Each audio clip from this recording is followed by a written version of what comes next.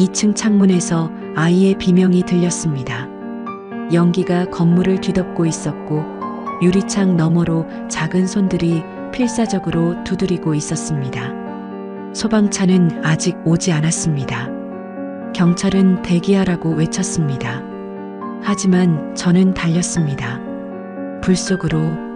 이 선택이 제 몸에 평생 지워지지 않을 흉터를 남길 줄은 그때는 몰랐습니다. 영웅이 되는 것보다 범죄자 취급받는 게 먼저일 줄도 몰랐습니다. 하지만 알았습니다. 다시 그 순간으로 돌아가도 저는 똑같이 달렸을 것이라는 것을. 무료로 할 수 있는 가장 큰 응원.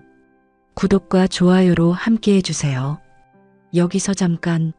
지난 영상에서 의정부에서 힘내세요 해주신 권혁숙님 정말 감사합니다. 남겨주신 한마디 한마디가 정말 큰 힘이 되었답니다. 2025년 11월 16일 토요일 오후 2시였습니다. 박서연 상사, 육군 헌병대 소속, 26살, 3일간의 짧은 휴가를 받아 서울에 온 참이었습니다. 강남역 근처 조용한 카페 창가 자리. 제 앞에는 군법무관 시험 교재가 펼쳐져 있었습니다. 헌법, 형법, 군사법. 빼곡한 밑줄과 형광펜 자국. 3년간 준비했습니다. 내년 시험이 마지막 기회였죠. 나이 제한이 27세까지였으니까요. 커피를 한 모금 마시며 조문을 읽었습니다. 군형법 제44조 상관에 대한 폭행 또는 협박. 창밖으로 11월의 늦가을 햇살이 들어왔습니다. 평화로운 오후였죠. 휴대폰이 울렸습니다. 삼촌이었습니다. 서연아, 휴가 잘 보내고 있어? 네, 삼촌. 카페에서 공부 중이에요. 그래. 무리하지 마. 시험은 내년인데 벌써부터 그렇게 달려들면. 괜찮아요. 이번엔 꼭 합격해야 해요. 이강민 삼촌. 소방관이었습니다. 제가 8살 때 부모님을 화재로 잃고 난 후 저를 키워주신 분이었죠. 알았어. 저녁에 시간 되면 같이 밥 먹자. 네, 연락드릴게요. 통화를 끊고 다시 교재를 펼쳤습니다. 군법무관. 제 꿈이었습니다. 헌병으로 3년간 근무하며 느꼈습니다. 법과 정의를 제대로 실현하려면 더 공부해야 한다고. 부당한 명령, 부조리한 관습, 약자를 보호하지 못하는 시스템. 바꾸고 싶었습니다. 그래서 야간에 법학 공부를 했고 주말마다 도서관에서 살았습니다. 창밖을 바라봤습니다. 맞은편에 어린이집 건물이 보였습니다. 이응이응 어린이집이라는 간판이 붙어 있었죠. 아이들이 운동장에서 뛰어놀고 있었습니다. 선생님들이 지켜보며 웃고 있었고요. 평화로운 풍경이었습니다. 다시 책을 봤습니다. 군형법 제45조. 그때였습니다. 불이야. 밖에서 비명소리가 들렸습니다. 고개를 들어 창밖을 봤습니다. 어린이집 건물 1층에서 연기가 피어오르고 있었습니다. 순식간이었습니다. 검은 연기가 창문으로 쏟아져 나왔고 불길이 보였습니다. 심장이 빠르게 뛰기 시작했습니다. 불이야. 119. 사람들이 소리쳤습니다. 저는 반사적으로 일어났습니다. 가방을 집어들고 카페 밖으로 뛰쳐나갔죠. 거리를 가로질러 어린이집으로 달렸습니다. 운동장에 있던 아이들과 선생님들은 이미 대피하고 있었습니다. 애들아, 이리 와. 빨리. 한 선생님이 아이들을 데리고 건물에서 멀어지고 있었습니다. 선생님, 안에 아이들 더 있어요? 제가 소리쳤습니다. 선생님이 돌아봤습니다. 얼굴이 창백했죠. 2층 햇님반이 아직 몇 명이요? 13명이요. 낮잠 자고 있었는데 그 순간 제 머릿속이 하얘졌습니다. 13명. 2층. 불은 1층에서 시작됐지만 연기는 이미 위로 올라가고 있었습니다. 119 불렀어요? 네, 방금 전에. 하지만 주말 오후 교통체증, 소방차가 도착하려면 최소 10분은 걸릴 것 같았습니다. 건물을 쳐다봤습니다. 1층 창문에서 불길이 치솟고 있었고 연기가 2층으로 빠르게 번지고 있었습니다. 2층 창문에서 작은 얼굴들이 보였습니다. 아이들이었습니다. 엄마, 엄마, 무서워요. 아이들의 비명이 들렸습니다. 가슴이 미어졌습니다. 경찰차 사이렌 소리가 들렸습니다. 순찰차 2대가 도착했죠. 경찰관들이 내려 현장을 통제하기 시작했습니다. 뒤로 물러나세요. 위험합니다. 소방차 올 때까지 대기하세요. 저는 경찰관에게 다가갔습니다. 경찰관님, 2층에 아이들이 13명 갇혀 있어요. 알고 있습니다. 소방차가 오는 중입니다. 언제요? 연기가 계속 올라가고 있는데 곧 도착합니다. 민간인은 절대 진입하지 마세요. 하지만 곧이 얼마나 걸릴지 아무도 몰랐습니다. 2층을 다시 쳐다봤습니다. 창문에 매달린 아이들, 기침하는 소리, 울음소리, 그리고 연기가 점점 짙어지고 있었습니다. 불, 그 단어만으로도 제 온몸이 얼어붙었습니다. 18년 전 8살이었던 그날, 우리 집에 불이 났고 부모님은 제 방에서 저를 꺼내주신 후 돌아가지 못하셨습니다. 연기에 질식해서 그날 이후 저는 불을 무서워했습니다. 촛불조차 켜기 힘들었죠. 하지만 지금 엄마, 숨이 안 쉬어져요. 한 아이가 창문에 매달려 울고 있었습니다. 그 아이의 얼굴에서 18년 전 제 모습이 보였습니다. 부모님을 기다리던 8살 서연이 괜찮아. 엄마 아빠가 구해줄 거야. 하지만 오지 않았죠. 이번에는 달라야 했습니다. 주변을 둘러봤습니다. 경찰은 통제선을 치고 있었고 구경꾼들은 휴대폰으로 촬영하고 있었습니다. 소방차 사이렌 소리가 멀리서 들렸습니다. 하지만 여전히 멀었습니다. 2층 창문의 연기가 더 짙어졌습니다. 아이 한 명이 기침을 하다가 쓰러지는 게 보였습니다. 더 이상 기다릴 수 없었습니다. 가방을 바닥에 내려놓았습니다. 군법무관 교재가 쏟아졌죠. 재킷을 벗었습니다. 이봐요. 거기 뭐 하는 겁니까? 경찰관이 소리쳤습니다. 하지만 저는 이미 달리고 있었습니다. 통제선을 넘어서 불타는 건물을 향해 서지 마. 위험해. 뒤에서 외치는 소리가 들렸지만 멈추지 않았습니다. 현관문을 열었습니다. 연기가 얼굴을 때렸습니다. 뜨거웠습니다. 숨쉬기 힘들었습니다. 하지만 계단이 보였습니다. 티셔츠로 코와 입을 막았습니다. 계단을 올라갔습니다. 한 계단, 2계단. 연기가 더 짙어졌습니다. 앞이 보이지 않았습니다. 하지만 아이들의 울음소리가 들렸습니다. 그 소리를 따라 올라갔습니다. 2층 복도, 연기로 가득했습니다. 도와주세요. 교실 문이 보였습니다. 햇님반이라고 적힌 문패, 문을 열었습니다. 13명의 아이들이 바닥에 앉아 울고 있었습니다. 아줌마, 한 아이가 제게 달려왔습니다. 괜찮아. 다 괜찮아. 하지만 괜찮지 않았습니다. 창문 밖을 봤습니다. 높이는 약 6m. 뛰어내리기엔 너무 높았습니다. 복도로 나가는 길은 연기로 막혀 있었습니다. 어떻게 해야 하지? 헌병 훈련이 떠올랐습니다. 비상대피 교육. 창문으로 내려가야 해. 밖을 보니 소방차가 막 도착하고 있었습니다.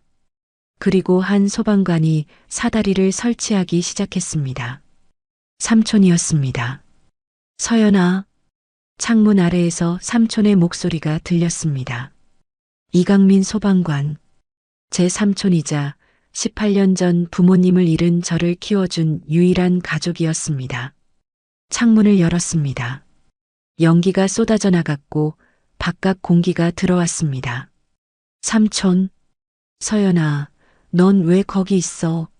삼촌의 얼굴에 충격과 공포가 교차했습니다. 아이들이요. 13명이에요. 알았어.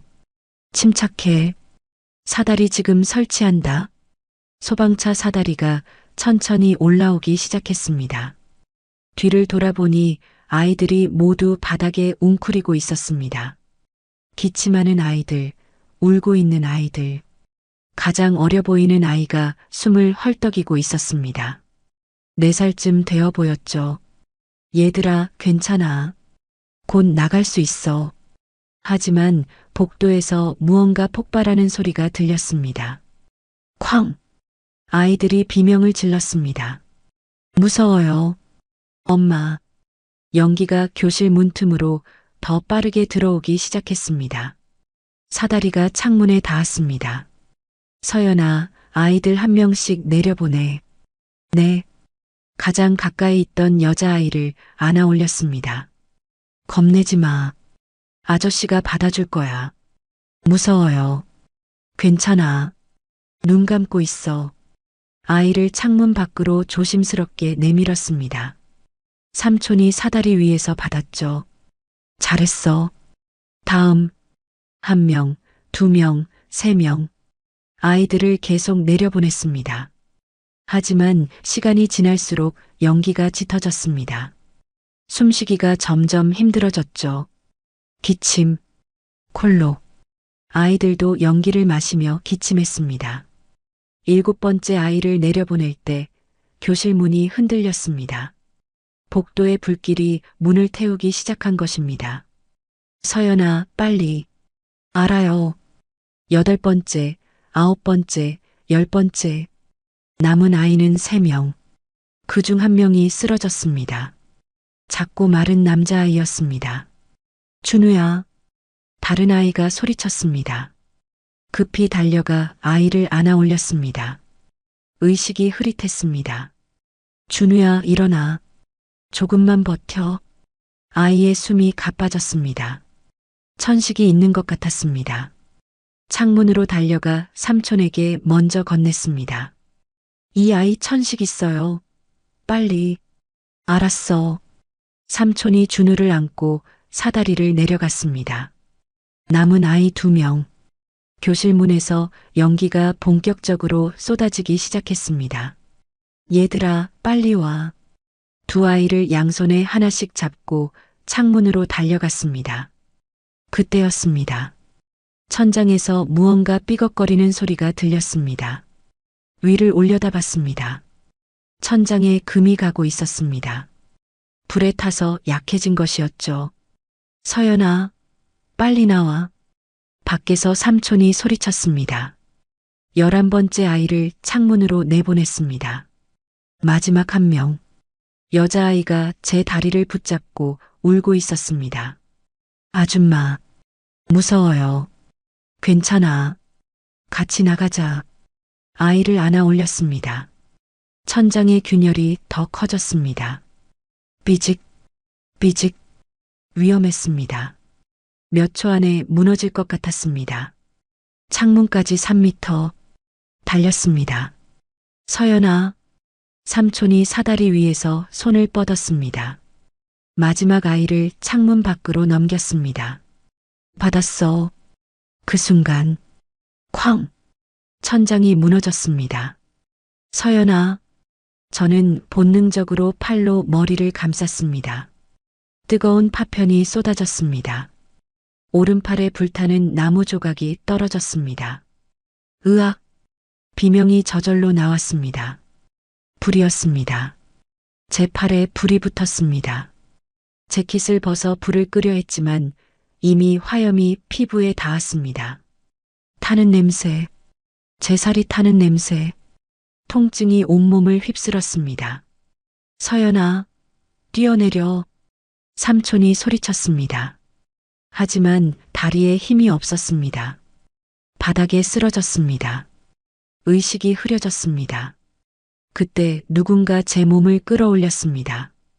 대위님, 젊은 목소리였습니다. 다른 소방관이었습니다. 그가 저를 안고 창문으로 갔습니다. 잡으세요. 삼촌이 제 손을 잡았습니다. 사다리로 옮겨졌습니다. 천천히 내려갔습니다.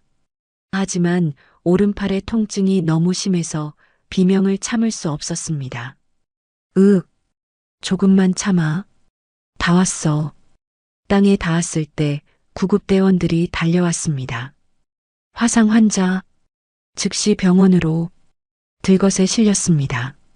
오른팔을 보니 피부가 벗겨져 있었고 목 부분도 화상을 입었습니다.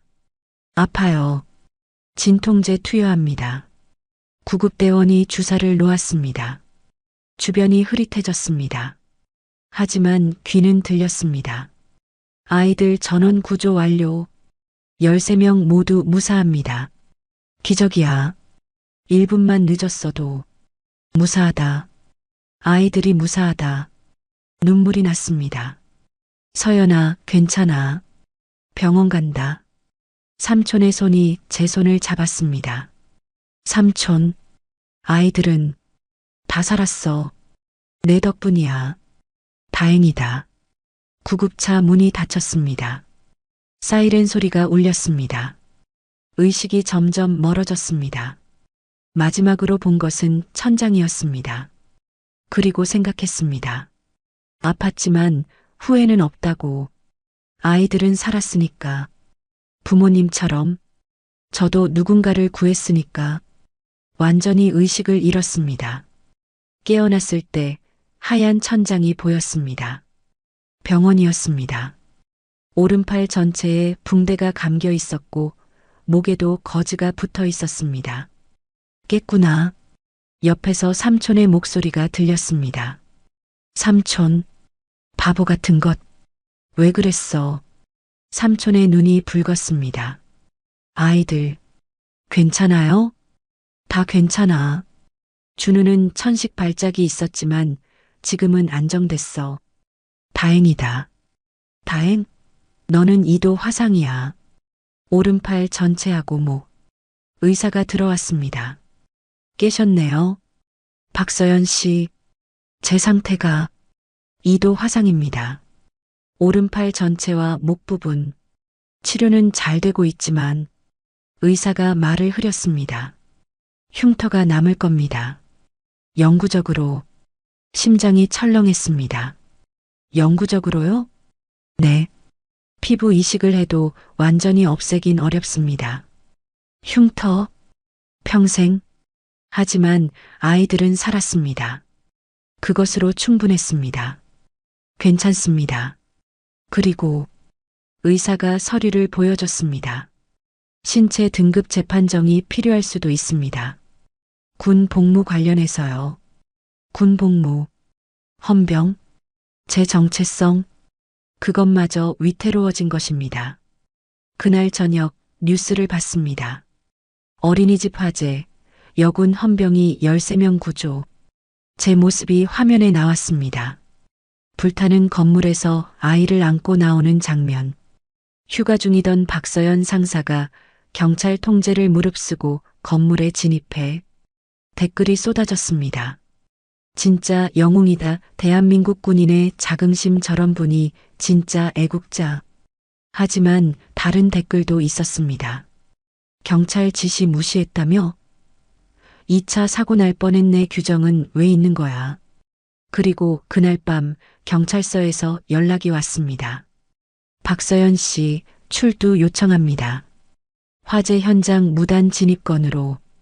영웅에서 피의자로. 하루 만의 일이었습니다. 퇴원은 3일 후에야 가능했습니다. 오른팔과 목의 붕대를 풀었을 때 거울을 볼 수 없었습니다. 보셔야 합니다. 앞으로 관리해야 하니까요. 간호사가 조심스럽게 말했습니다. 천천히 거울을 봤습니다. 오른팔 전체에 붉은 흉터가 퍼져 있었습니다. 물결무늬처럼 불길이 지나간 자국처럼. 목 오른쪽에도 손바닥만 한 흉터가 선명했습니다. 시간이 지나면 조금 옅어지긴 하지만 완전히 없어지진 않는다는 거죠? 네. 26살 여자의 몸에 새겨진 화상 흉터. 하지만 이상하게도 혐오스럽지 않았습니다. 아팠지만 이 흉터가 증명하는 것이 있었으니까요. 13명의 생명. 퇴원 당일 경찰서 출두 통지서가 왔습니다. 화재 현장 무단 진입, 경찰 지시 불응. 읽으면서 황당함이 밀려왔습니다. 아이들을 구했는데 이게 죄가 되는 건가? 삼촌이 차를 대기시켜 놓고 있었습니다. 서연아, 나랑 집에 가자. 출두는 내가 변호사 선임하고. 아니에요, 삼촌. 제가 직접 가야죠. 하지만 잘못한 게 없는데 왜 숨어요? 당당하게 가겠습니다. 경찰서에 도착했을 때 기자들이 몰려 있었습니다. 박서연 상사님, 한 말씀만. 경찰 지시를 왜 무시하셨나요? 후회하십니까? 플래시가 터졌습니다. 삼촌이 제 앞을 막아섰습니다. 비켜주세요. 조사받으러 가는 길입니다. 경찰서 안으로 들어갔습니다. 조사실로 안내됐습니다. 차가운 형광등 불빛 아래 금속 테이블과 의자.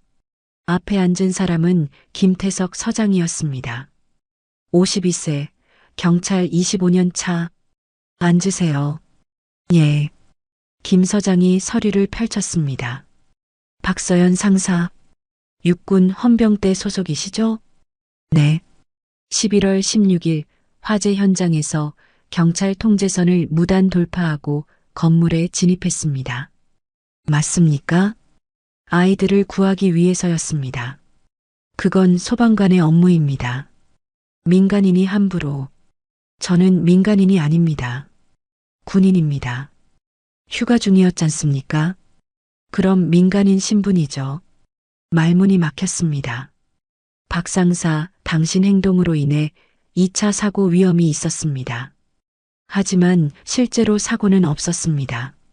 아이들은 모두 무사하고 운이 좋았던 겁니다. 만약 당신이 다치거나 죽었다면, 구조하러 간 소방관들이 위험해졌다면, 김 서장의 목소리가 차갑게 식었습니다. 규정은 이유가 있어서 만들어진 겁니다. 당신 같은 개인 영웅주의가 더 큰 참사를 만들 수 있어요. 하지만 그때는 선택의 여지가 없었습니다. 소방차가 오기 전에 아이들이. 소방차는 5분 안에 도착했습니다.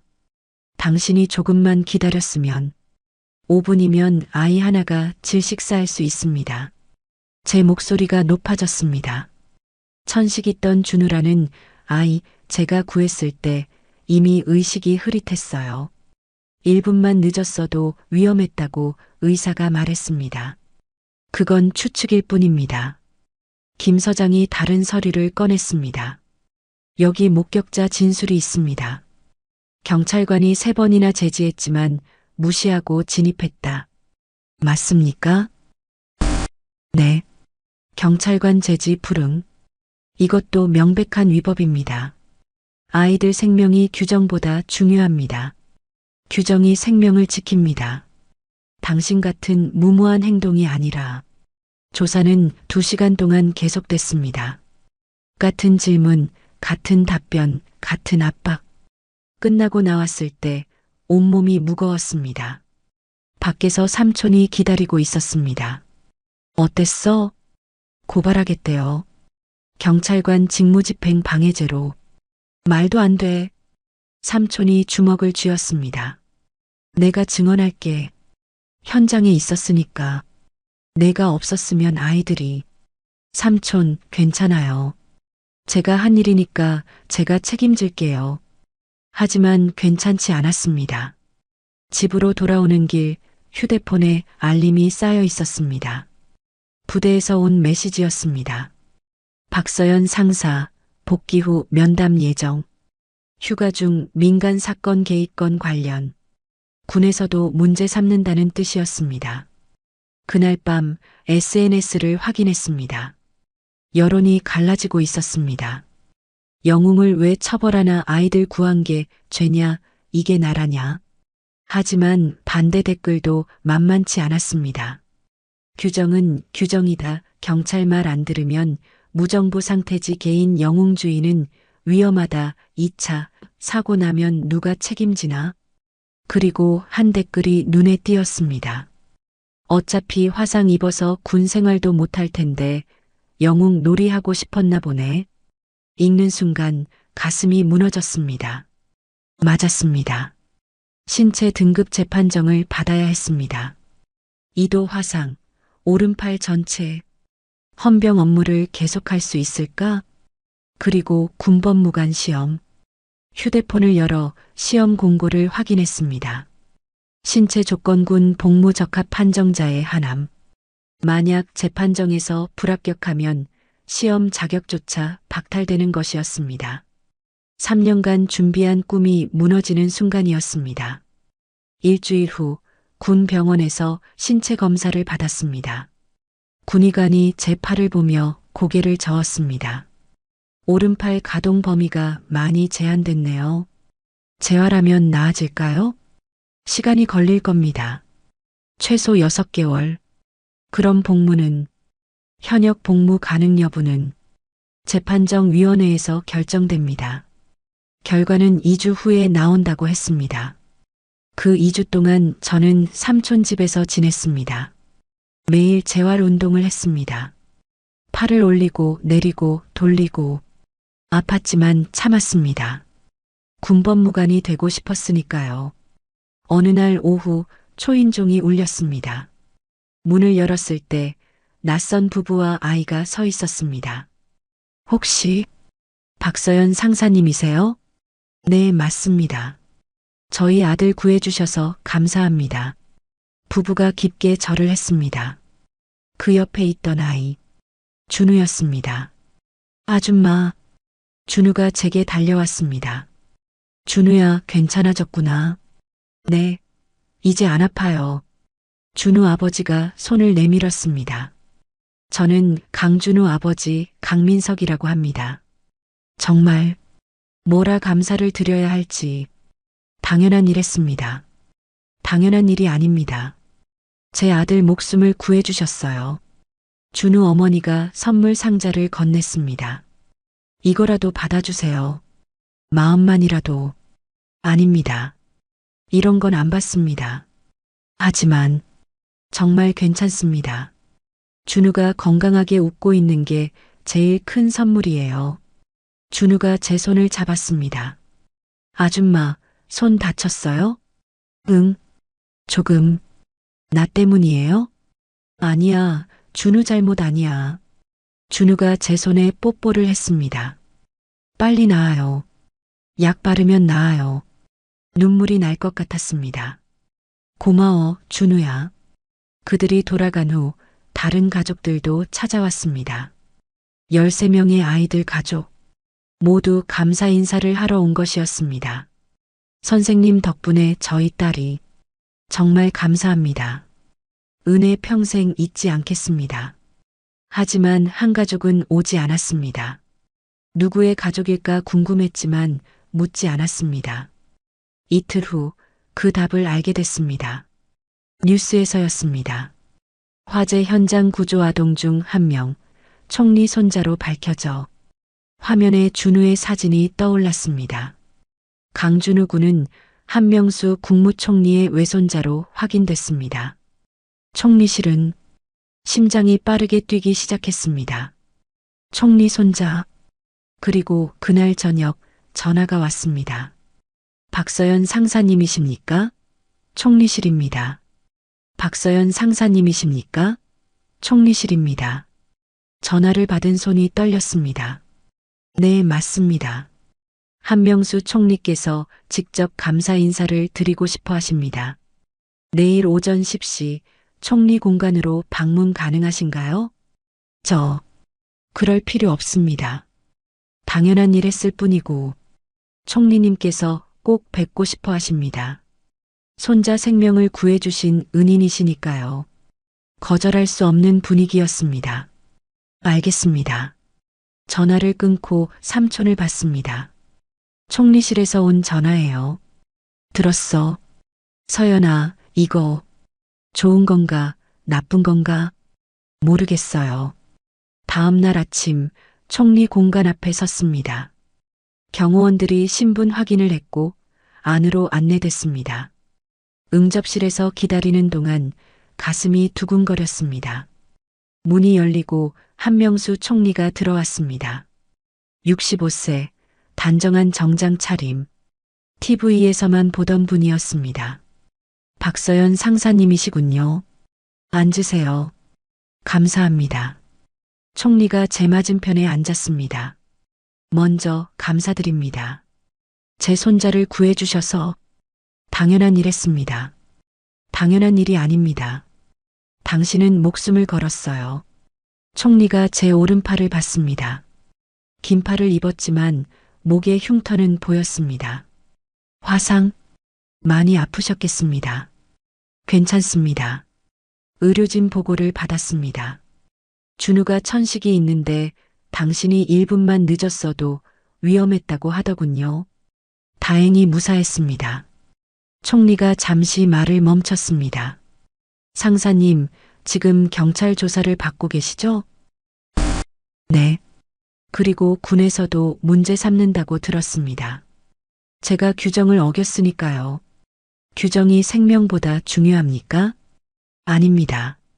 하지만 조직에는 원칙이 있고, 상사님, 총리가 몸을 앞으로 기울였습니다. 제가 도와드리고 싶습니다. 아닙니다. 제가 즉시 대답했습니다. 도움은 필요 없습니다. 하지만, 총리님, 만약 제가 도움을 받으면 사람들이 뭐라고 하겠습니까? 총리 손자 구했으니 특혜 받는다고 할 겁니다.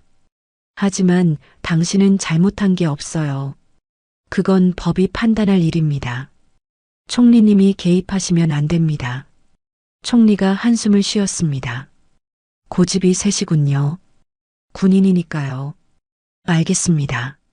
하지만 이것만은 기억하세요. 제 손자뿐 아니라 12명의 다른 아이들도 구했다는 것. 당신은 13명의 생명을 구한 영웅입니다. 영웅이 아닙니다. 그냥 해야 할 일을 했을 뿐입니다. 공간을 나오며 복잡한 심경이었습니다. 총리가 도와주겠다고 했지만 받을 수 없었습니다. 그렇게 되면 진짜 정의가 아니니까요. 하지만 그날 오후 상황이 급변했습니다. 뉴스 속보가 떴습니다. 화재 구조여군 헌병, 총리 손자 구해, 특혜 의혹. 기사를 읽었습니다. 박서연 상사가 구조한 아동 중 한 명이 한명수 총리의 손자로 밝혀지면서 당초 경찰이 제기한 고발이 무마될 것이라는 관측이 나오고 있다. 일각에서는 총리 손자를 구했기 때문에 특혜를 받는 것 아니냐는 의혹을 제기하고 있다. 댓글이 폭발했습니다. 역시 연줄이 있었네. 총리 손자인 거 알고 구한 거 아냐? 처음부터 계산된 영웅놀이였나? 특혜 받으려고 일부러 위험한 척? 손이 떨렸습니다. 이건 아닌데. 휴대폰이 울렸습니다. 부대에서 온 전화였습니다. 박서연 상사, 즉시 복귀하십시오. 긴급 면담이 예정돼 있습니다. 다음 날 부대로 복귀했습니다. 헌병대 본부. 3년간 근무했던 곳이었지만 이상하게 낯설게 느껴졌습니다. 대대장실로 호출됐습니다. 들어오세요. 문을 열고 들어가자 정우진 대대장이 앉아 있었습니다. 45세, 엄격한 원칙주의자로 알려진 분이었죠. 앉으세요, 박 상사. 충성. 대대장이 신문 기사를 책상 위에 펼쳤습니다. 봤습니까? 네. 총리 손자. 왜 보고 안 했습니까? 저도 나중에 알았습니다. 정말입니까? 네. 화재 현장에서는 누구의 자녀인지 몰랐습니다. 대대장이 눈을 가늘게 떴습니다. 박 상사, 솔직하게 말하세요. 총리 손자인 거 알고 있었습니까? 절대 아닙니다. 하지만 언론에서는 의혹을 제기하고 있습니다. 그건 억측입니다. 억측이든 아니든 부대 이미지에 타격이 갑니다. 대대장이 다른 서류를 꺼냈습니다. 그리고 이건 경찰에서 온 공문입니다. 경찰관 직무집행 방해로 정식 고발했습니다. 하지만 아이들을 구한 건 훌륭합니다. 하지만 과정이 문제입니다. 휴가 중에 민간 사건에 경찰 제지를 무시하고 개입했어요. 생명이 위급했습니다. 그래도 규정은 규정입니다. 군인은 민간 사건에 함부로 개입해서는 안 됩니다. 말문이 막혔습니다. 그리고 신체 검사 결과도 나왔습니다. 대대장이 의료 서류를 보여줬습니다. 2도 화상, 오른팔 가동 범위 30% 제한, 재활 기간 최소 6개월. 재활하면 나아질 겁니다. 그동안 헌병 업무는 어떻게 합니까? 체포술기, 무기 조작, 모두 양팔이 필요한데. 박 상사, 현실을 직시하세요. 당신의 군 생활은 이미 끝났습니다. 가슴이 무너졌습니다. 전역 권고입니다. 명예 전역 처리해 드리겠습니다. 안 됩니다. 제가 벌떡 일어났습니다. 저는 아직 복무할 수 있습니다. 재활하면 6개월 후를 누가 보장합니까? 그리고 그동안 부대는 당신을 위해 인력을 묶어둬야 합니까? 하지만, 그리고 솔직히 말하겠습니다. 지금 당신은 부대의 부담입니다. 언론에서 날리고 특혜 의혹까지 있고 특혜는 받지 않았습니다. 하지만 사람들은 그렇게 생각하지 않아요. 총리 손자 구했으니 봐준다고. 대대장이 서류를 건넸습니다. 전역 신청서입니다. 일주일 안에 결정하세요. 대대장실을 나왔을 때 다리에 힘이 없었습니다. 복도를 걷는데 동료들의 시선이 느껴졌습니다. 저 사람 총리줄 되려고 일부러 그랬대. 영웅 놀이로 특혜 받으려는 거지. 우리는 바보같이 박수쳤네. 수군거림이 들렸습니다. 생활관으로 돌아와 침대에 쓰러졌습니다. 모든 게 무너지고 있었습니다. 군 생활, 군법무관 꿈 명예. 휴대폰을 켰습니다. 수백 개의 메시지가 쌓여 있었습니다. 절반은 응원, 절반은 비난. 박서연 상사님 응원합니다. 진짜 영웅이세요. 하지만 총리줄 댄 게 다 계획이었구나. 영웅 코스프레 작작 어차피 군 못하니까 보상받으려는 거지. 눈물이 났습니다. 잘못한 게 없는데, 아이들을 구했을 뿐인데, 왜 이렇게 됐을까? 그날 밤 군법무관 시험 교재를 펼쳤습니다. 하지만 글자가 보이지 않았습니다. 신체 부적합 판정을 받으면 시험 자격도 박탈됩니다. 3년간의 준비가 물거품이 되는 것이었습니다. 창밖을 봤습니다. 어둠만 가득했습니다.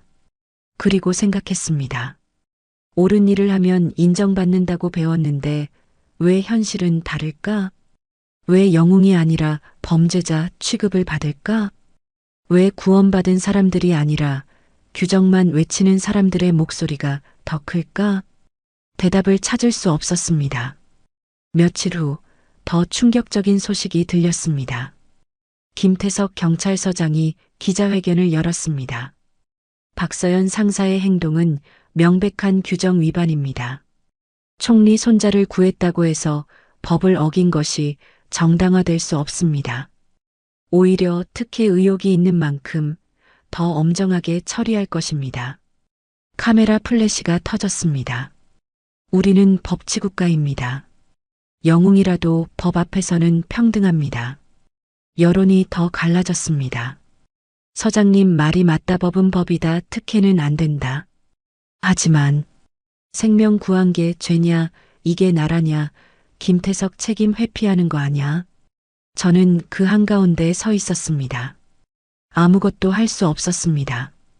그저 무너져가는 제 인생을 지켜볼 뿐이었습니다. 일주일이 지났습니다. 그 일주일은 지옥 같았습니다. 매일 아침 뉴스에 제 이야기가 나왔고 매일 밤 악플이 쏟아졌습니다.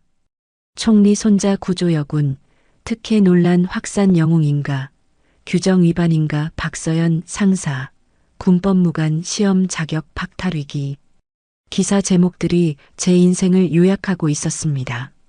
삼촌집 거실에 앉아 TV를 켰습니다. 토론 프로그램이었습니다. 박서연 상사의 행동을 어떻게 보십니까? 진행자가 물었습니다. 패널어가 답했습니다. 영웅입니다. 13명의 생명을 구했어요. 규정이 생명보다 중요합니까? 패널 B가 반박했습니다. 하지만 경찰 지시를 무시했습니다. 만약 2차 사고가 났다면? 소방관들이 위험해졌다면? 하지만 실제로는 사고 없었잖아요. 운이 좋았던 겁니다. 규정은 최악의 상황을 대비하는 거예요. 패널 C가 끼어들었습니다. 그리고 총리 손자 문제도 있습니다. 특혜 의혹을요. 그건 억측 아닙니까? 하지만 의혹은 의혹입니다. 구조한 아이가 총리 손자였다는 게 우연일까요? 그럼 일부러 그랬다는 겁니까? 말도 안 돼요. 토론은 평행선이었습니다. TV를 껐습니다. 더 이상 볼 수 없었습니다. 휴대폰이 울렸습니다. 모르는 번호였습니다. 여보세요? 박서연 씨죠? 저는 YTN 기자입니다. 인터뷰 가능하신가요? 죄송하지만 총리실과 연락하신 거 사실입니까? 도움받기로 하셨나요? 아닙니다. 하지만 총리 공간을 방문하셨다는 목격담이. 전화를 끊었습니다. 손이 떨렸습니다. 언론은 진실이 아니라 자극적인 이야기만 원했습니다. 문자가 왔습니다. 부대에서였습니다. 박서연 상사, 내일 오전 10시 군검찰 조사 출석하십시오. 군검찰. 이제 군에서도 본격적으로 조사하는 것이었습니다.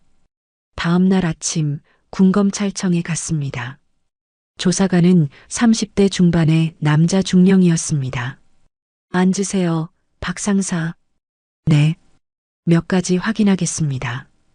11월 16일 휴가 중이었죠? 네. 휴가 중 민간인 신분으로 화재 현장에 진입했습니다. 맞습니까? 군인은 휴가 중에도 군인입니다. 하지만 명령 체계밖에 있었죠. 누가 진입을 명령했습니까? 아무도 명령하지 않았습니다. 제 판단이었습니다. 개인 판단으로 위험한 행동을 한 겁니까? 아이들이 위험했습니다. 조사관이 서류를 펼쳤습니다. 경찰 보고서에 따르면 경찰관이 3차례 제지했다고 하는데요. 네. 왜 무시했습니까? 시간이 없었습니다. 시간이 없었다? 소방차는 5분 후 도착했습니다. 5분이면 아이가 질식할 수 있습니다. 하지만 그건 추측이죠. 실제로 그랬을지 어떻게 압니까? 준우라는 아이 제가 구했을 때 의식이 거의 없었습니다. 의사도 1분만 늦었으면 위험했다고. 의사소견서 있습니까? 없습니다. 그럼 증거가 없는 거네요. 조사관이 다른 서류를 꺼냈습니다. 그리고 이건 총리실 방문 기록입니다. 사건 일주일 후 총리 공간을 방문했죠? 총리님이 감사 인사를 하고 싶다고 해서 무슨 이야기를 나눴습니까? 그냥 감사 인사였습니다. 도움을 요청했습니까? 아닙니다. 정말입니까? 총리가 도와주겠다고 하지 않았습니까? 말씀하셨습니다. 하지만 저는 거절했습니다. 거절했다? 네. 특혜는 받고 싶지 않다고요. 조사관이 눈을 가늘게 떴습니다. 하지만 총리를 만났다는 사실 자체가 특혜 아닙니까? 제가 원한 게 아닙니다. 하지만 결과적으로 총리 손자를 구했고 총리를 만났고 지금 언론의 주목을 받고 있습니다. 그건 박 상사 솔직하게 말씀하세요. 총리 손자인 거 알고 있었습니까? 몰랐습니다. 정말로? 네. 화재 현장에서는 누가 누군지 구분할 수도 없었어요. 하지만 의혹은 있습니다. 그 의혹을 해소할 책임은 당신에게 있어요.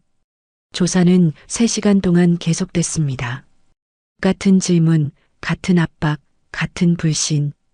끝나고 나왔을 때 온몸이 무거웠습니다. 밖에서 삼촌이 기다리고 있었습니다. 어땠어? 믿지 않아요. 아무도. 서연아. 삼촌, 저 정말 몰랐어요. 준우가 총리 손자인 거. 화재 현장에서는 그냥 아이였어요. 도움이 필요한 아이. 알아. 나는 믿어. 하지만 다른 사람들은 그날 오후 SNS가 폭발했습니다. 누군가 익명으로 글을 올렸습니다. 박서연 상사, 사실 총리 손자인 거 알고 구한 거 맞음. 지인이 증언함. 조회수가 폭증했습니다. 댓글이 쏟아졌습니다. 역시 그랬구나. 처음부터 계획된 영웅놀이 총리줄 되려고 일부러 구역질라네. 하지만 익명 글이었습니다. 증거도 없었습니다. 그냥 누군가의 거짓말이었죠. 하지만 사람들은 믿었습니다. 거짓말이 진실보다 빠르게 퍼졌습니다. 저녁에 부대에서 연락이 왔습니다. 박서연 상사, 저녁 신청서 제출하셨습니까? 아직입니다.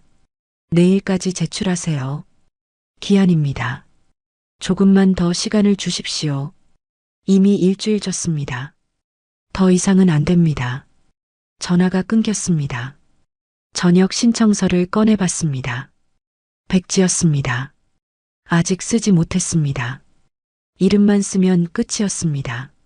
3년간의 군 생활이 끝나는 것이었죠. 하지만 쓸 수 없었습니다. 잘못한 게 없는데 왜 제가 떠나야 할까? 그날 밤 악몽을 꿨습니다. 불타는 건물 안에 있었습니다. 아이들이 울고 있었지만 저는 움직일 수 없었습니다. 도와주세요. 아줌마. 아이들이 불길에 휩싸였습니다. 저는 소리쳤지만 목소리가 나오지 않았습니다. 그리고 뒤에서 목소리가 들렸습니다. 내 잘못이야. 내가 규정을 어겼잖아. 특혜 받으려고 한 거잖아. 영웅 놀이 하지 마. 깨어났을 때 온몸이 땀으로 젖어 있었습니다. 새벽 3시. 잠들 수 없었습니다. 거실로 나갔습니다. 삼촌이 소파에 앉아 있었습니다. 삼촌, 안 주무세요? 너 걱정돼서. 악몽 꿨지? 네. 삼촌이 옆자리를 두드렸습니다. 앉아. 앉았습니다. 서연아, 후회하니? 오래 생각했습니다. 아니요. 후회는 안 해요. 그럼 됐어. 하지만 힘들어요. 왜 옳은 일을 하면 벌을 받을까요? 세상이 불공평하니까. 그럼 어떻게 해야 해요? 삼촌이 제 어깨를 감쌌습니다. 견뎌. 진실은 언젠가 밝혀져. 언젠가는 언제예요? 모르지. 내일일 수도, 1년 후일 수도. 하지만 반드시 와. 그때까지 버틸 수 있을까요? 너는 할 수 있어. 8살 때 부모님 잃고도 버텼잖아. 이것도 버틸 수 있어. 눈물이 났습니다. 삼촌, 저 너무 힘들어요. 알아. 하지만 넌 강해. 내가 키운 딸이니까. 그날 밤 삼촌 무릎에 기대어 울었습니다. 오랫동안. 다음 날 아침 결심했습니다. 저녁 신청서를 쓰지 않기로. 규정을 어겼든 특혜 의혹이 있든 저는 잘못하지 않았습니다. 끝까지 싸우기로 했습니다. 부대에 전화했습니다. 저녁 신청서 제출하지 않겠습니다. 박 상사, 그럼 징계위원회로 넘어갑니다. 상관없습니다. 강제 전역될 수도 있어요. 그럼 그렇게 하세요. 하지만 제가 먼저 떠나지는 않겠습니다. 전화를 끊었습니다. 손이 떨렸지만 후회하지 않았습니다. 그날 오후 예상치 못한 전화가 왔습니다. 박서연 상사님이십니까? 저는 이강민 소방관입니다. 삼촌 아니세요? 아니, 나 말고 다른 소방관이야. 화재 현장에 있었던, 증언하고 싶습니다. 진실을. 심장이 빠르게 뛰었습니다. 무슨 진실이요? 그날 경찰이 진입을 막았지만 이미 너무 늦었을 거예요. 소방차 도착했을 때 연기가 2층까지 꽉 찼었거든요. 상사님이 아니었으면 그걸 증언해 주실 수 있나요? 네, 해야죠. 진실이니까. 희망이 보였습니다. 작은 희망이지만 분명히 있었습니다. 하지만 그날 저녁 또 다른 소식이 들렸습니다. 김태석 경찰서장이 기자회견을 또 열었습니다.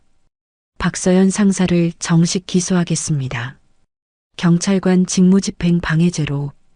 카메라 플래시가 터졌습니다. 법은 누구에게나 공평합니다. 총리 손자를 구했다고 해서 예외일 수 없습니다. 기소. 이제 법정에 서야 했습니다. 영웅이 아니라 피고인으로. 기소장이 도착한 건 3일 후였습니다. 피고인 박서연, 경찰관 직무집행 방해죄. 종이 한 장이었지만 무게는 천근만근이었습니다. 삼촌이 변호사를 선임했습니다. 서연아, 걱정 마. 좋은 변호사야. 삼촌, 돈이 얼마나 드는데요? 그딴 거 신경 쓰지 마. 내가 이기는 게 중요해. 하지만 이길 수 있을까요? 여론은 이미 저를 유죄로 판결했습니다.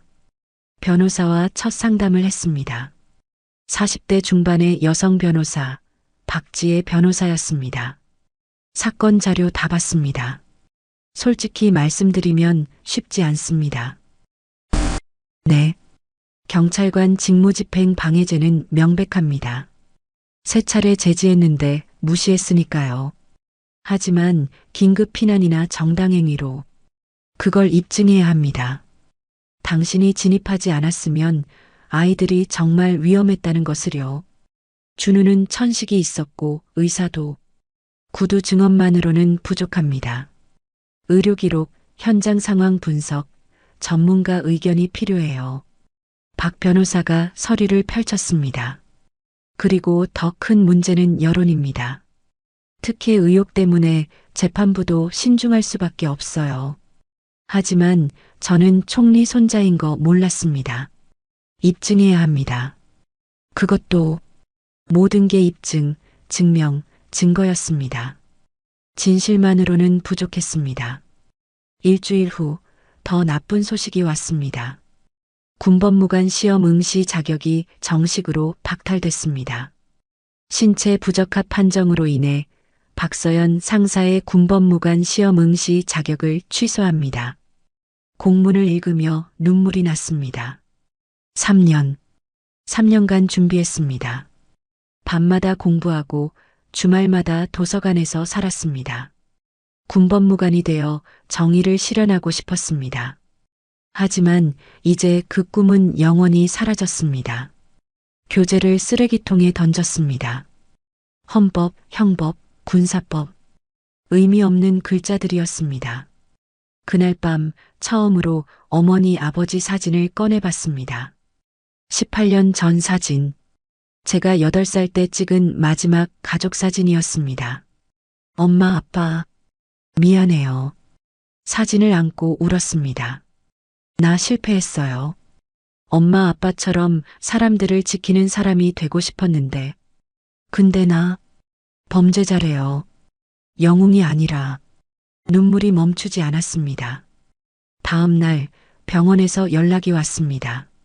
박서연 씨 화상 경과 확인차 내원해 주세요. 병원에 갔습니다. 의사가 제 팔을 검진했습니다. 상처 치유는 잘 되고 있는데 스트레스 받으셨죠? 네. 그러면 안 됩니다. 스트레스는 피부 재생을 방해해요. 노력하고 있습니다. 그리고 의사가 말을 멈췄습니다. 흉터가 예상보다 심하게 남을 것 같습니다. 얼마나요? 평생 없어지지 않을 겁니다. 피부 이식을 해도 거울을 봤습니다. 오른팔 전체를 뒤덮은 붉은 흉터, 목에 화상 자국, 26살 여자의 몸에 새겨진 낙인이었습니다. 다른 사람들이 보면 놀라겠죠? 솔직히 말씀드리면 눈에 띕니다. 평생 이 흉터와 함께 살아가야 하는 것이었습니다. 병원을 나오는 길 누군가 저를 알아봤습니다. 저 사람 TV에 나온. 맞다, 총리 줄 땐 여군. 영웅 코스프레 하더니 결국 기소당했네. 수군거림이 들렸습니다. 빨리 걸었습니다. 도망치듯이 집에 돌아왔을 때 택배가 와 있었습니다. 준훈의 가족이 보낸 선물이었습니다. 열어보니 편지가 있었습니다. 서연 누나 고마워요. 빨리 나아요. 마이너스 준우. 아이의 삐뚤빼뚤한 글씨였습니다. 눈물이 또 났습니다. 적어도 준우는 저를 믿어주는구나. 하지만 그날 오후 충격적인 기사가 떴습니다. 화재 피해 학부모들, 박서연 상사 비판. 기사를 읽었습니다. 구조된 아동 학부모 일부가 경찰 지시를 따랐으면 더 안전하게 구조됐을 것이라며 박서연 상사를 비판했다. 한 학부모는 무모한 행동으로 우리 아이들이 더 위험해졌다고 주장했다. 가슴이 무너졌습니다. 제가 구한 아이들의 부모가 저를 비난한다고 댓글을 봤습니다. 학부모 말이 맞네. 결국 무모한 행동이었구나. 애들이 더 위험했을 수도 있었네. 세상이 뒤집히는 것 같았습니다. 삼촌에게 전화했습니다. 삼촌, 기사 봤어요? 봤어. 서연아, 그 사람들 말 듣지 마. 근데 학부모들이 그렇게 생각한다면 일부만 그래.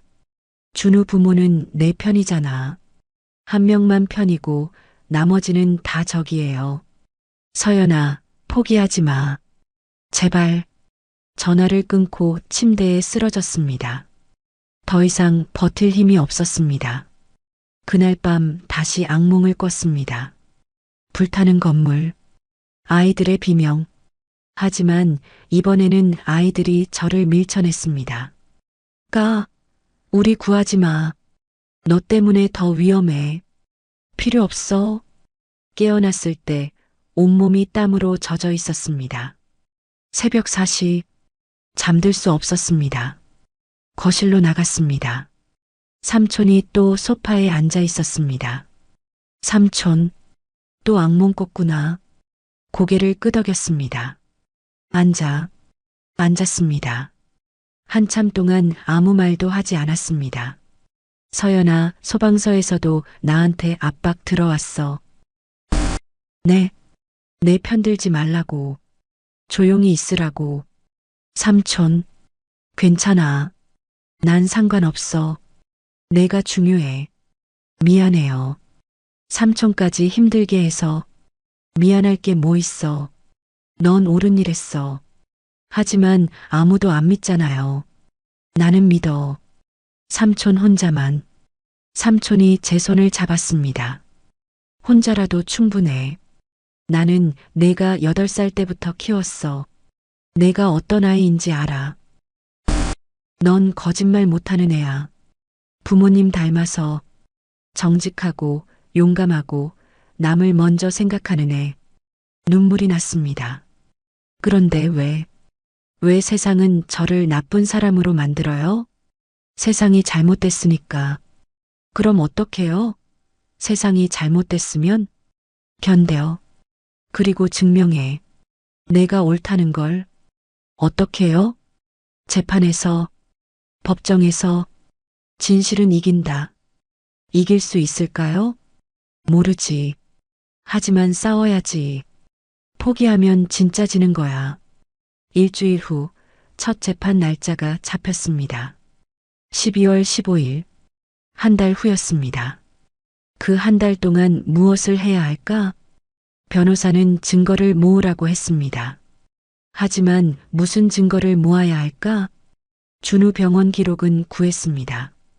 천식 진단서, 당일 응급실 기록, 소방관 증언도 확보했습니다. 하지만 충분할까? 며칠 후 군 징계위원회 통보가 왔습니다. 박서연 상사, 징계위원회 출석하십시오. 12월 10일 오전 10시. 재판보다 먼저 징계위원회였습니다. 징계 결과에 따라 강제 전역될 수도 있었습니다. 12월 10일이 왔습니다. 군 본부 징계위원회실. 5명의 위원이 앞에 앉아 있었습니다. 박서연 상사 앞으로 나오시오. 충성. 위원장이 서류를 펼쳤습니다. 피징계자 박서연 상사. 휴가 중 민간 사건에 무단 개입하고 부상으로 인해 업무 수행 불가 상태에 이르렀으며 부대 명예를 훼손했다. 맞는가? 부대 명예를 훼손한 적 없습니다. 언론에서 특혜 의혹이 제기되고 있다. 이것이 부대 명예 훼손 아닌가? 그건 억측입니다. 하지만 사실은 총리 손자를 구했고 총리를 만났다. 우연입니다. 우연을 증명할 수 있는가? 위원장이 다른 위원들을 쳐다봤습니다. 의견 있으십니까? 한 위원이 말했습니다. 상사의 의도가 어땠든 결과가 좋지 않습니다. 부대 이미지에 타격이고 본인도 업무 불가 상태입니다. 다른 위원이 덧붙였습니다. 그리고 규정을 어긴 것은 명백합니다. 군인은 휴가 중에도 명령 체계를 따라야 합니다. 마지막 위원이 말했습니다. 하지만 13명의 생명을 구했습니다. 이것도 고려해야 하지 않습니까? 생명 구조는 소방관의 임무입니다. 군인이 개입할 일이 아닙니다. 논의가 30분간 계속됐습니다. 그리고 결과가 나왔습니다. 박서연 상사, 명예전역 처분한다. 심장이 멎는 것 같았습니다. 재판 결과가 나올 때까지 대기하고 재판 종료 후 전역 수속을 밟도록. 이해 있는가? 없습니다. 거짓말이었습니다. 이의가 있었습니다.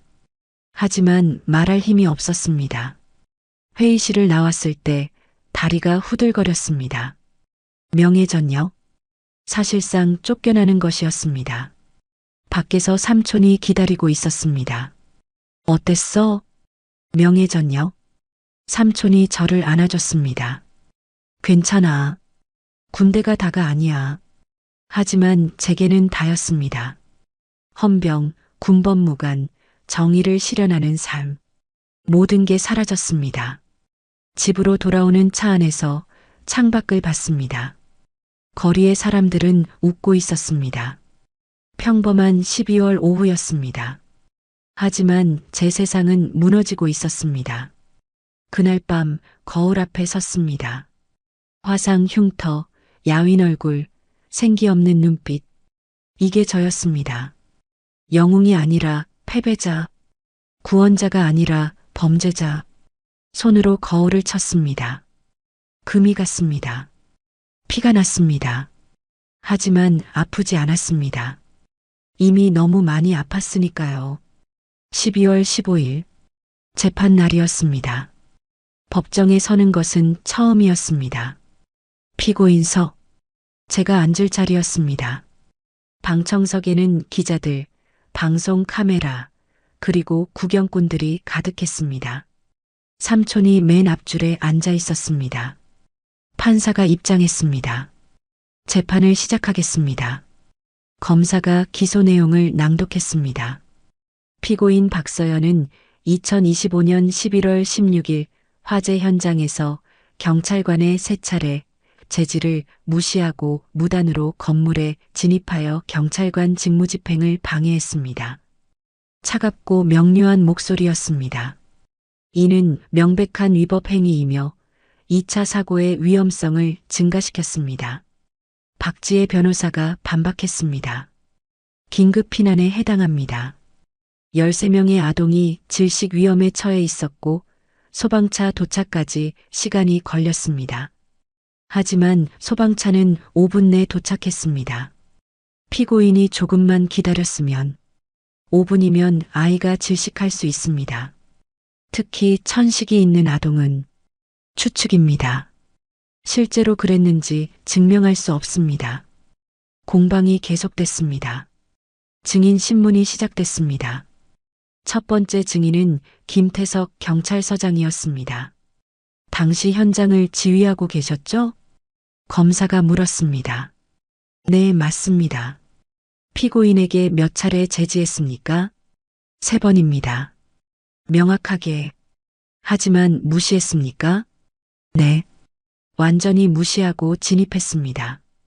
박 변호사가 반대 신문을 했습니다. 서장님, 당시 2층에 아이들이 갇혀 있다는 보고 받으셨죠? 네. 몇 명이었습니까? 13명으로 알고 있습니다. 소방차는 언제 도착했습니까? 5분 후입니다. 그 5분 동안 아이들 상태는 확인하셨습니까? 소방관이 도착하면 구조할 예정이었습니다. 질문에 답해 주세요. 확인하셨습니까? 아니요.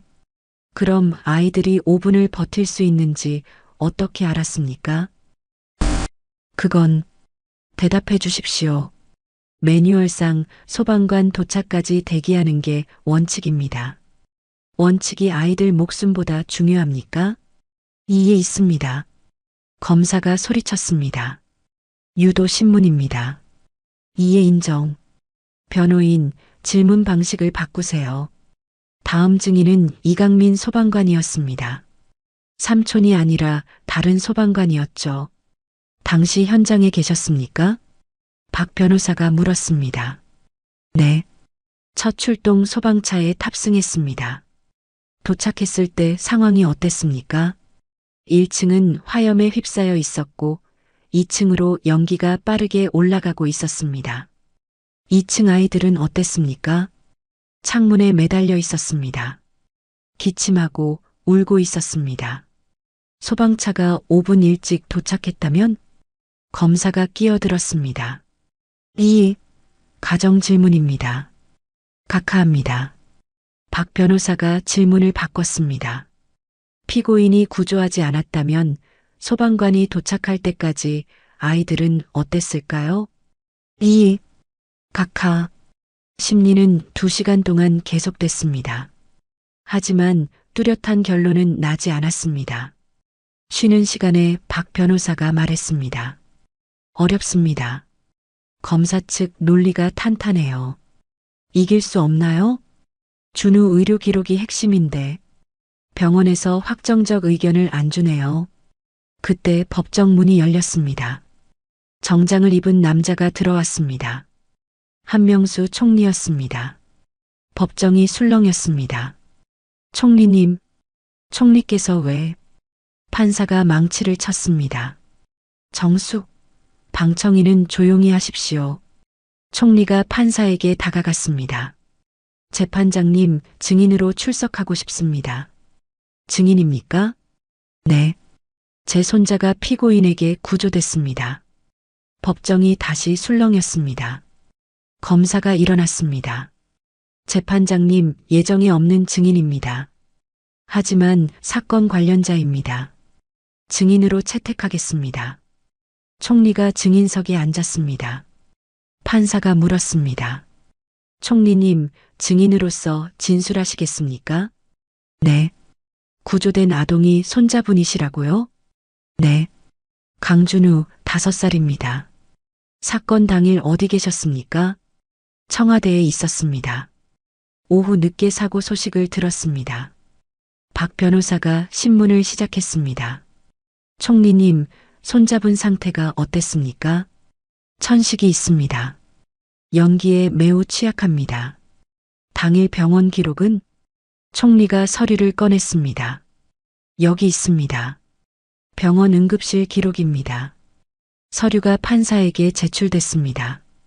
의사 소견에 따르면 환자는 천식 발작 상태로 내원, 연기 흡입으로 인한 호흡곤란, 1-2분만 늦었어도 심각한 상황이었을 것으로 추정됨이라고 기록되어 있습니다. 법정이 조용해졌습니다. 1-2분입니다. 피고인이 아니었다면 제 손자는 총리의 목소리가 떨렸습니다. 죽었을 겁니다. 검사가 반대 신문을 했습니다. 하지만 총리님, 소방차가 곧 도착했습니다. 소방관이 구조했을 것입니다. 소방차가 도착했을 때 피고인은 이미 아이들을 대피시키고 있었습니다.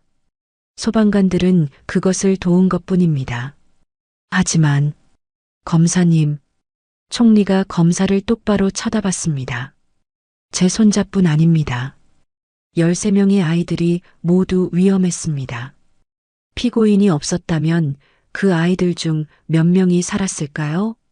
검사가 입을 다물었습니다. 총리가 저를 봤습니다. 박서연 상사, 당신은 제 손자를 구했습니다. 하지만 저는 당신에게 부탁하지 않았습니다. 도와주겠다고 했을 때 거절했죠. 특혜 받고 싶지 않다고. 네. 그 자존심, 그 원칙, 존경합니다. 하지만 이제는 제가 증언해야겠습니다. 진실을요. 총리가 판사를 봤습니다. 재판장님, 이 사건은 범죄가 아닙니다. 영웅적 행위입니다. 하지만 규정을 어겼습니다. 규정이 생명보다 중요합니까? 바로 제가 하고 싶었던 말이었습니다. 규정은 생명을 지키기 위해 있습니다. 생명을 포기하기 위해 있는 게 아닙니다. 총리가 증언을 마쳤습니다. 다음 증인은 준우 담당 의사였습니다. 환자 강준우의 상태에 대해 설명해 주십시오. 박 변호사가 물었습니다. 중증 천식 환자입니다. 연기나 먼지에 노출되면 즉시 호흡 곤란이 옵니다. 당일 상황은 응급실 도착 시 산소 포화도가 85%였습니다. 정상은 95% 이상입니다. 위험한 수준입니까? 매우 위험합니다. 조금만 더 낮았으면 뇌 손상이나 심정지까지 갈 수 있었습니다. 구조 시점이 더 늦었다면 살기 어려웠을 겁니다. 법정이 다시 조용해졌습니다. 그때 방청석에서 누군가 일어섰습니다. 준우 아버지였습니다. 재판장님, 방청인은 앉으십시오. 제가 증언하고 싶습니다. 예정이 없는 제 아들입니다. 제가 증언해야 합니다. 판사가 잠시 고민하더니 허락했습니다. 준우 아버지가 증인석에 섰습니다. 박서연 상사님, 그가 저를 봤습니다. 당신이 없었으면 제 아들은 죽었습니다. 의사가 그랬어요. 1분만 늦었어도 위험했다고. 당신을 범죄자로 만드는 이 재판이 저는 이해할 수 없습니다. 준우 아버지의 목소리가 떨렸습니다. 당신은 영웅입니다. 제 아들의 생명을 구한 은인입니다. 그때 방청석 뒤에서 다른 사람들이 일어섰습니다. 다른 아이들 부모였습니다. 저희 딸도 구해주셨습니다. 저희 아들도요. 13명 모두 살았습니다. 박 상사님 덕분입니다. 판사가 망치를 쳤습니다. 정숙, 정숙. 하지만 목소리는 멈추지 않았습니다. 그리고 마지막으로 법정 문이 다시 열렸습니다. 소방관 여러 명이 들어왔습니다. 맨 앞에는 제 삼촌, 이강민 소방관이 있었습니다. 재판장님, 저희도 증언하겠습니다. 누구십니까? 화재 현장에 출동했던 소방관들입니다.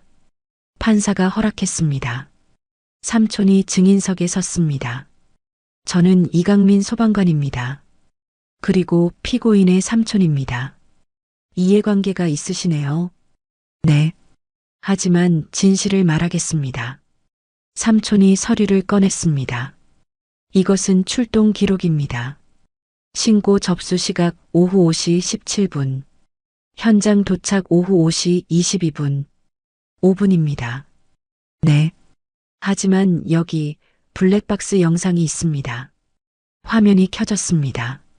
소방차 블랙박스 영상이었습니다. 오후 5시 22분 도착했을 때 이미 2층 연기가 창문 밖으로 쏟아지고 있었습니다. 영상에 연기가 가득한 건물이 보였습니다. 우리가 사다리 설치하는데 2분 걸렸습니다. 만약 피고인이 없었다면? 삼촌이 법정을 둘러봤습니다. 아이들은 7분간 그 연기 속에 있었을 겁니다. 천식 아동은 살기 어려웠을 거고 다른 아이들도 질식했을 겁니다. 피고인은 범죄자가 아닙니다. 생명을 구한 영웅입니다. 법정이 조용했습니다. 판사가 검사를 받습니다. 검사 측 추가 반론 있습니까? 검사가 일어났지만 말이 나오지 않았습니다. 없습니다. 판사가 망치를 들었습니다. 오늘 심리는 여기까지 하겠습니다. 판결은 일주일 후 선고합니다. 법정이 끝났습니다. 밖으로 나왔을 때 기자들이 몰려들었습니다. 박 상사님, 소감이 어떠십니까? 총리께서 증인으로 나오셨는데요. 플래시가 터졌습니다. 하지만 대답할 수 없었습니다. 아직 끝나지 않았으니까요. 삼촌이 제 어깨를 감쌌습니다. 잘했어, 서연아. 아직 판결 안 났어요. 괜찮아. 진실이 이겼어. 그날 밤 뉴스를 봤습니다. 화재 구조여군 재판, 총리 직접 증언 13명 생명 구한 영웅, 범죄자 아니야, 여론 급반전, 박서연 상사 응원 물결. 댓글도 바뀌어 있었습니다. 미안합니다. 박 상사님, 우리가 영웅을 범죄자로 만들었다. 진짜 잘못은 규정만 외친 사람들이었네. 하지만 저는 기쁘지 않았습니다. 판결이 나올 때까지는 안심할 수 없었습니다. 일주일 후 판결일이 왔습니다. 12월 22일 판결 선고일. 법정은 지난주보다 더 많은 사람들로 가득 찼습니다. 방청석 맨 앞줄에는 삼촌, 준우 가족, 그리고 다른 아이들 부모가 앉아 있었습니다. 판사가 입장했습니다. 기립. 모두 일어섰습니다. 심장이 빠르게 뛰었습니다. 판사가 판결문을 펼쳤습니다. 피고인 박서연에 대한 판결을 선고하겠습니다. 법정이 조용해졌습니다. 주문. 피고인을 무죄로 한다. 무죄. 그 단어가 귀에 들어오는데 몇 초가 걸렸습니다. 이유. 피고인의 행위는 긴급 피난에 해당한다. 13명 아동의 생명이 위급한 상황에서 경찰 제지를 무시하고 건물에 진입한 것은 위법성이 조각된다. 판사의 목소리가 계속됐습니다. 의료 기록과 현장 상황을 종합하면 피고인이 구조하지 않았을 경우 최소 1명 이상의 사망자가 발생했을 개연성이 높다. 생명보다 우선하는 규정은 없다. 피고인의 행위는 범죄가 아니라 정당한 구조 활동이다. 망치 소리가 울렸습니다. 이상 선고를 마칩니다. 방청석에서 박수가 터져 나왔습니다. 박 상사님, 무죄다. 잘했어요. 눈물이 났습니다. 긴 싸움이 끝났습니다. 법정을 나올 때 기자들이 몰려들었습니다. 박 상사님, 소감 한 말씀, 판결에 대해 어떻게 생각하십니까? 마이크가 쏟아졌습니다. 깊게 숨을 쉬고 말했습니다. 감사합니다. 진실을 믿어주셔서 후회하지 않으십니까? 화상도 입으시고 오른팔을 봤습니다. 흉터가 선명했습니다. 후회는 없습니다. 13명의 아이들이 살았으니까요. 앞으로 계획은? 아직 모르겠습니다. 천천히 생각하겠습니다. 준우가 달려왔습니다. 누나, 준우야. 무릎을 꿇고 준우를 안았습니다. 누나, 이겼어요? 응, 이겼어. 진짜요? 그럼 이제 괜찮아요? 응, 이제 괜찮아. 준우가 제 목을 꼭 안았습니다. 누나, 고마워요. 살려줘서. 눈물이 멈추지 않았습니다. 일주일 후 청와대에서 연락이 왔습니다. 박서연 씨, 국민훈장 수여식에 참석해 주시기 바랍니다. 국민훈장. 국가가 주는 최고의 영예였습니다. 12월 30일 청와대 영빈관. 한명수 총리가 직접 훈장을 달아주었습니다. 박서연 상사, 아니, 박서연 씨, 축하합니다. 감사합니다, 총리님. 당신은 진정한 영웅입니다. 하지만 영웅이라는 단어가 어색했습니다. 저는 그냥 해야 할 일을 했을 뿐이었으니까요. 시상식 후 총리가 따로 저를 불렀습니다. 박서연 씨, 제안이 있습니다. 네. 청와대 직속 재난안전자문위원 자리입니다. 당신 같은 사람이 필요합니다. 하지만 저는 군법무관도 아니고 군법무관보다 더 중요한 일입니다. 현장 경험이 있는 사람, 규정보다 생명을 먼저 생각하는 사람. 잠시 생각했습니다. 군법무관. 3년간 준비했던 꿈이었습니다. 하지만 신체 부적격으로 영영 불가능해졌습니다. 생각해 보시고 연락 주세요. 새해가 왔습니다. 2026년 1월 군에서 명예 전역 수속을 마쳤습니다. 3년간의 헌병 생활이 끝났습니다. 마지막 날 제 책상을 정리했습니다. 헌병 모자, 완장, 훈장, 그리고 군법무관 시험 교재, 쓰레기통에 버렸던 교재를 다시 꺼내봤습니다. 헌법, 형법, 군사법, 페이지를 넘겼습니다. 형광펜 자국, 밑줄, 메모, 3년간의 꿈이 담겨 있었습니다. 하지만 이제는 필요 없었습니다.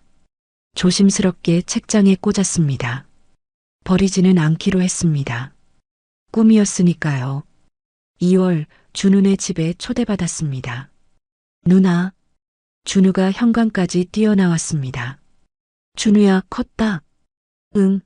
이제 6살이에요. 거실에는 다른 아이들과 부모들도 와 있었습니다. 13명 모두였습니다. 박 선생님, 감사합니다. 덕분에 저희 아이가 감사 인사가 쏟아졌습니다. 아이들이 그림을 그려왔습니다. 고마워요. 선생님, 영웅, 누나 세상에서 제일 용감한 사람. 삐뚤빼뚤한 글씨들이었습니다. 눈물이 났습니다. 준우가 제 손을 잡았습니다. 누나, 손 이제 괜찮아요? 흉터를 보며 대답했습니다. 응, 괜찮아. 아파요? 아니, 안 아파. 거짓말이었습니다. 여전히 때때로 아팠습니다. 하지만 준우 앞에서는 아프지 않은 척했습니다. 누나, 이거. 준우가 선물 상자를 건넸습니다. 열어보니 손으로 만든 팔찌였습니다. 이거 하면 안 아파요. 마법 팔찌예요. 고마워, 준우야. 팔찌를 차며 생각했습니다. 이 아이들이 자라서 행복하게 살아가는 모습을 보는 것. 그것만으로도 충분하다고. 3월 총리실에서 최종 답변을 요청했습니다. 고민 끝에 수락했습니다. 재난안전자문위원으로 일하겠습니다. 좋은 결정입니다. 군법무관은 아니었지만 다른 방식으로 정의를 실현할 수 있었습니다. 규정을 만드는 사람이 아니라 규정을 바꾸는 사람. 생명을 먼저 생각하는 안전 시스템. 그것이 제 새로운 꿈이 되었습니다. 그해 봄 추가 소식이 들렸습니다. 김태석 경찰서장이 징계를 받았습니다. 화재 현장 대응 부실, 책임 회피 시도. 감찰 조사 결과 그는 사고 책임을 제게 떠넘기려 했던 것으로 밝혀졌습니다. 강등우 전보 조치, 권선징악. 아기는 벌을 받았습니다. 4월 어느 날 강가를 산책했습니다. 봄 햇살이 따뜻했습니다. 오른팔에 흉터를 봤습니다. 여전히 선명했습니다. 평생 사라지지 않을 것입니다. 하지만 이제는 숨기지 않았습니다. 반팔을 입고 당당하게 걸었습니다. 지나가는 사람들이 쳐다봤습니다. 어떤 이는 수군거렸고 어떤 이는 인사했습니다. 혹시 TV에 나온 분? 네. 정말 대단하십니다. 존경합니다. 고개를 숙여 인사받았습니다. 벤치에 앉아 강물을 바라봤습니다. 물은 여전히 흐르고 있었습니다. 휴대폰이 울렸습니다. 준우 어머니였습니다. 선생님, 준우가 수영 배우기 시작했어요. 정말요? 네. 물 무서워했는데 이제 괜찮대요. 선생님처럼 용감해지고 싶다고. 미소가 지어졌습니다. 잘했네요. 천천히 배우라고 전해주세요. 네. 그리고 다음 주 토요일에 수영장 오실 수 있으세요? 준우가 보여주고 싶대요. 갈게요. 전화를 끊고 하늘을 올려다봤습니다. 파란 하늘에 구름이 떠 있었습니다. 토요일 수영장에 갔습니다. 준우가 물속에서 팔을 저었습니다. 서툴지만 열심히 헤엄쳤습니다.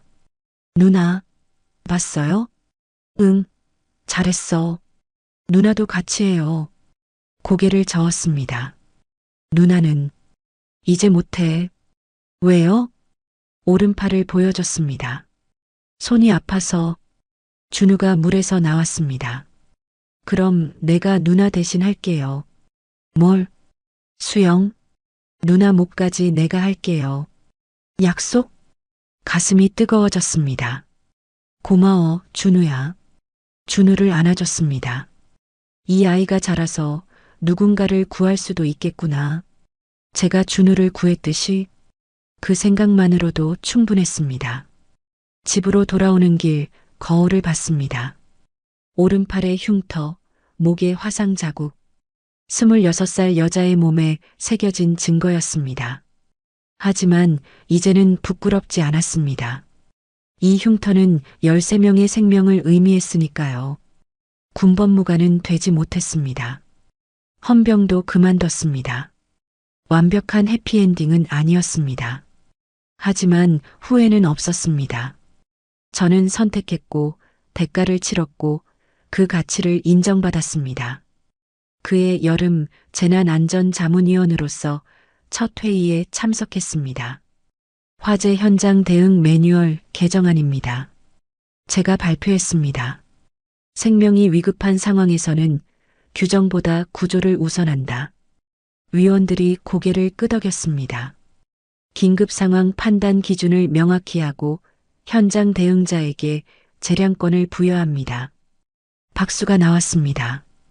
회의가 끝나고 한명수 총리가 다가왔습니다. 좋은 제안이었습니다. 감사합니다. 당신 같은 사람이 이 일을 해야 합니다. 현장을 아는 사람, 최선을 다하겠습니다. 청와대를 나오며 하늘을 봤습니다. 구름 한 점 없는 맑은 하늘이었습니다. 새로운 시작이었습니다. 군법무관은 아니지만 다른 방식으로 정의를 실현하는 길, 완벽하지 않지만 의미 있는 삶, 그리고 깨달았습니다. 영웅은 완벽한 사람이 아니라는 것을, 상처받고 넘어지고 그래도 일어나는 사람이라는 것을, 흉터는 약점이 아니라 증거라는 것을, 제가 살아낸 삶의 증거. 2년 후 재난안전법 개정안이 국회를 통과했습니다. 박서연법이라고 불렸습니다. 긴급 상황에서 생명 구조를 최우선으로 하는 법. 그날 준우에게서 편지가 왔습니다. 누나, 나 이번에 수영대회 나가요. 1등 할게요. 누나 목까지. 미소가 지어졌습니다. 흉터를 쓰다듬으며 생각했습니다. 아팠지만 후회는 없다고. 잃은 것도 많지만 얻은 것도 있다고. 완벽한 승리는 아니지만 의미 있는 삶이라고. 그리고 그것으로 충분하다고. 오늘 이야기 어떠셨나요? 규정과 생명, 둘 중 하나를 선택해야 한다면 당신은 무엇을 고르시겠습니까? 26살 여성 헌병 박서연은 13명의 아이들을 구하고 범죄자가 됐습니다. 옳은 일을 했는데 왜 벌을 받아야 했을까요? 저는 인간의 욕심이 질투를 부른 결과라고 생각했습니다. 하지만 그녀는 후회하지 않았습니다. 평생 지워지지 않는 흉터를 안고도 그녀가 얻은 것은 무엇이었을까요? 진짜 영웅은 완벽한 사람이 아니라 넘어져도 다시 일어나는 사람입니다. 지금까지 인생은 옆집 사연이었습니다. 감사합니다.